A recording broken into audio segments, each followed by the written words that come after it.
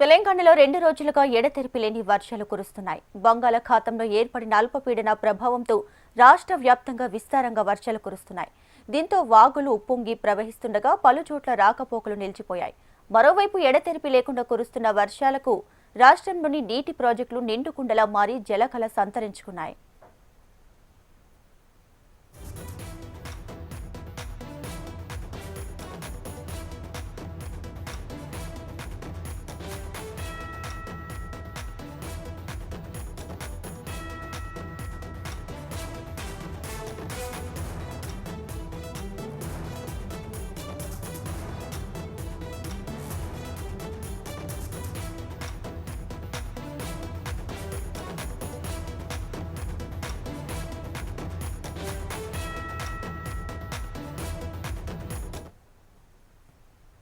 తెలంగాణలో 2 రోజులుగా ఎడతెరిపి లేని వర్షాలు కురుస్తున్నాయి. బంగాళాఖాతంలో ఏర్పడిన అల్పపీడన ప్రభావంతో రాష్ట్ర వ్యాప్తంగా విస్తారంగా వర్షాలు కురుస్తున్నాయి. దీంతో వాగులు ఉప్పొంగి ప్రవహిస్తుండగా పలు చోట్ల రాకపోకలు నిలిచిపోయాయి. మరోవైపు ఎడతెరిపి లేకుండా కురుస్తున్న వర్షాలకు రాష్ట్రంలోని నీటి ప్రాజెక్టులు నిండుకుండలా మారి జలకళ సంతరించుకున్నాయి. ఇక ఇదే అంశానికి సంబంధించి పూర్తి డీటెయిల్స్ మా ప్రతినిధి గోపాలకృష్ణ అందిస్తారు. ఉత్తర తెలంగాణ వ్యాప్తంగా భారీ వర్షాలు కురుస్తున్నాయి. నిన్న రాత్రి వరకు కురిసినటువంటి వర్షాల నేపథ్యంలో వరద ప్రవాహం పోటెత్తుతోంది. మరోవైపు ఎగువ ప్రాంతాల నుంచి చూస్తున్నటువంటి వరదతో ఇటు గోదావరి, మరోవైపు మానేరు ఉప్పొంగి ప్రవహిస్తున్నటువంటి సిచ్యువేషన్ కనబడుతోంది. కరీంనగర్లో నేనున్నాను.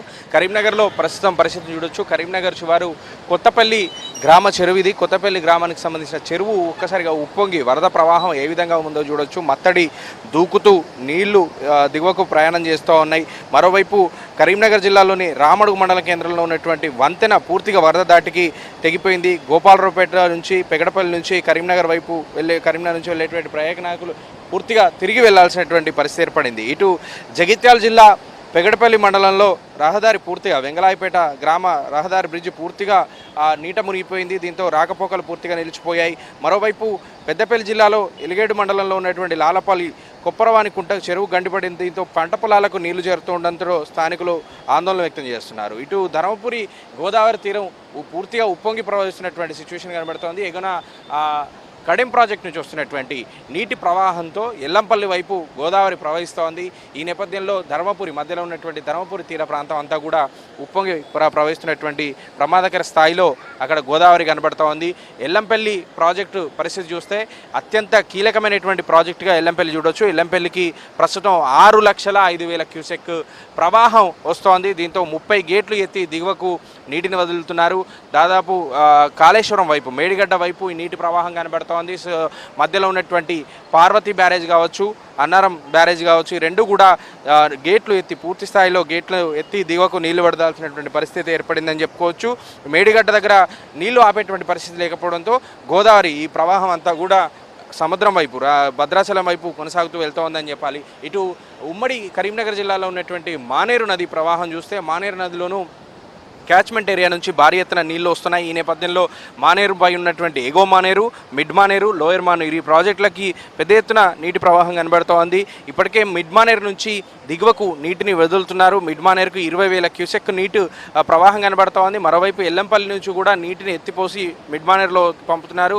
మిడ్ మానేరు నుంచి లోయర్ మానేరు వైపు కూడా నీటిని వదిలేటువంటి ప్రక్రియ కొనసాగుతూ వస్తోంది. ఇటు లోయర్ మానేరుకి అనూహ్యంగా నిన్నటి నుంచి వరద తాకిడి ఎక్కువగా పెరిగిందని చెప్పుకోవచ్చు. 10,000 క్యూసెక్ నుంచి తెల్లవారే లోపే 18,000 క్యూసెక్ ప్రవాహం పెరిగిపోయింది. దీంతో 15 టీఎంసీలకు చేరుకుంది.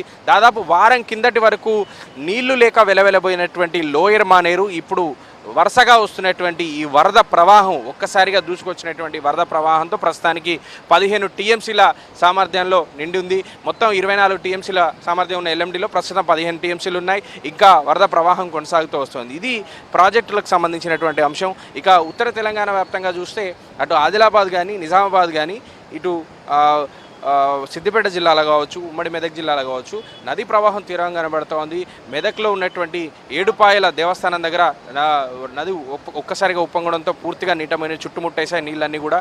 సో ఏడుపాయల వనదుర్గ మాత ఆలయం కూడా నీళ్ళల్లో కనబడుతోంది. మరోవైపు శ్రీరామ్ సాగర్ ప్రాజెక్టు కూడా పెద్ద ఎత్తున నీటి ప్రవాహం కనబడుతోంది. శ్రీరామ్ సాగర్ ప్రాజెక్టు 8 గేట్లు అయితే దిగువకు నీళ్లు విడుదల చేశారు. సో పూర్తి స్థాయిలో ఉత్తర తెలంగాణలో ఉన్నటువంటి అన్ని ప్రాజెక్టులకు ఇటు ఎస్ఆర్ఎస్పి కావచ్చు, అలాగే ఎల్లంపల్లి కావచ్చు, మానేరుపై ఉన్నటువంటి 3 project lower Maneru, upper Maneru, mid Maneru ఈ ప్రాజెక్టులు కావచ్చు పూర్తి స్థాయిలో నీళ్లతో జలకళ సంతరించుకుందని చెప్పుకోవచ్చు. ఈసారి వర్షాలు పెద్ద ఎత్తున రావడం, వారం రోజుల్లో ఎగువ నుంచి వస్తున్నటువంటి వరద, ఇక్కడ క్యాచ్మెంట్ నుంచి వస్తున్నటువంటి వరద పెద్ద ఎత్తున పోటెత్తడంతో ప్రాజెక్టులన్నీ కూడా నీటి కళను అయితే సంతరించుకున్నాయి. మరోవైపు చెరువులు మత్తళ్ళు దూకుతూ ఉండడంతో గ్రామాల్లో ఆనందం వెలుగురుస్తుందని చెప్పుకోవచ్చు.